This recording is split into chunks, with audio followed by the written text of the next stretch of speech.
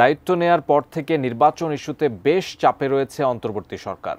শুরু থেকেই বিএনপি সহ বেশিরভাগ রাজনৈতিক দলগুলো ডিসেম্বরের মধ্যে জাতীয় সংসদ নির্বাচন আয়োজনের তাগিদ দিয়ে আসছে। এ লক্ষ্যে নির্বাচনের রোডম্যাপ ঘোষণা না করলে বিএনপির পক্ষে অন্তর্বর্তী সরকারের প্রতি সহযোগিতা অব্যাহত রাখা কঠিন হয়ে দাঁড়াবে বলেও ইঙ্গিত দিয়েছে দলটির হাইকমান্ড। এমন ঘোলাটে পরিস্থিতির মাঝে বিষয়টি নিয়ে কথা বলেছেন উপদেষ্টা রিজওয়ানা হাসান। কবে হচ্ছে জাতীয় নির্বাচন জানাচ্ছেন সহকর্মী শাহাদাত রিফাত। গণ অভ্যুত্থানের মুখে শেখ হাসিনা সরকার পতনের পর বাংলাদেশের দায়িত্ব নেই প্রধান উপদেষ্টা ডক্টর মুহাম্মদ ইউনূসের নেতৃত্বাধীন অন্তর্বর্তী সরকার। তবে ক্ষমতায় এসে নানা দাবি আদায়ের আন্দোলন সহ নির্বাচন ইস্যুতে রীতিমতো বিপাকে রয়েছে এই সরকার। নানামুখী চাপ আর নিয়মিত আন্দোলনের মধ্যে সম্প্রতি সামনে এসেছে ডক্টর মুহাম্মদ ইউনূসের পদত্যাগ ইস্যুটিও। নানা মহলে খবর রটেছে প্রধান উপদেষ্টার পদ থেকে সরে যেতে চাইছেন ডক্টর ইউনূস নিজেও। Walton washing machine, simplifying life with hassle-free washing. 22 মে রাতভর নানা গুজব আর আলোচনা সমালোচনার পর জানা যায় পদত্যাগ করবেন না ডক্টর ইউনূস। শুক্রবার নিজের ফেসবুক পেজে প্রধান উপদেষ্টার আইসিটি বিষয়ক বিশেষ সহকারী ফয়েজ আহমদ তৈয়ব এই তথ্য জানান। বিশ্লেষকদের মত, চলমান সংকট নিরসনের একমাত্র উপায় যত দ্রুত সম্ভব নির্বাচন দিয়ে নির্বাচিত সরকারের কাছে ক্ষমতা হস্তান্তর করা। অন্যথায় সময় যত বাড়বে ততই পরিস্থিতির অবনতি ঘটবে।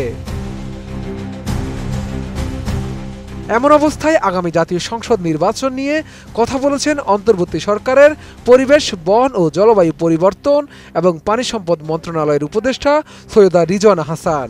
23 মে দুপুরে তিনি বলেন, আগামী জাতীয় সংসদ নির্বাচন 2025 সালের ডিসেম্বর থেকে 2026 সালের জুনের মধ্যে অনুষ্ঠিত হবে। এই সময়সীমার বাইরে যাওয়ার সুযোগ নেই। সেই লক্ষ্যেই প্রধান উপদেষ্টা ও উপদেষ্টা পরিষদ কাজ করছেন। আমরা যদি আমাদের দায়িত্ব পালন করতে পারি তাহলেই আমাদের দায়িত্বে থাকাটা প্রাসঙ্গিক। যদি দায়িত্ব পালন করতে না পারি, আমাদের যার যার নিজস্ব অনেক কাজ আছে, তাহলে দায়িত্ব পালন করাটা আর প্রাসঙ্গিক থাকলো কি? আমরা একটা নির্বাচনের সময়সীমা বলে দিয়েছি যে ডিসেম্বর থেকে জুনের মধ্যে অবশ্যই হবে।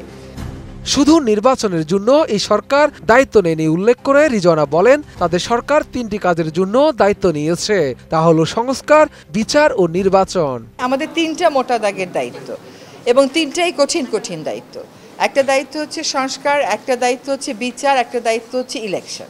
এই যে প্রতিবন্ধকতাগুলো হচ্ছে আমাদের এই বড় দাগের 3টা দায়িত্ব পালন করার জন্য, এই প্রতিবন্ধকতাগুলোকে আমরা কিভাবে মোকাবেলা করব, আদৌ মোকাবেলা করতে পারবো কিনা, যদি মোকাবেলা করতে পারি কিভাবে করব, যদি মোকাবেলা করতে না পারি তাহলে আমাদের কি করণীয় হবে, আমরা সকলে মিলে এটা চিন্তা করছি।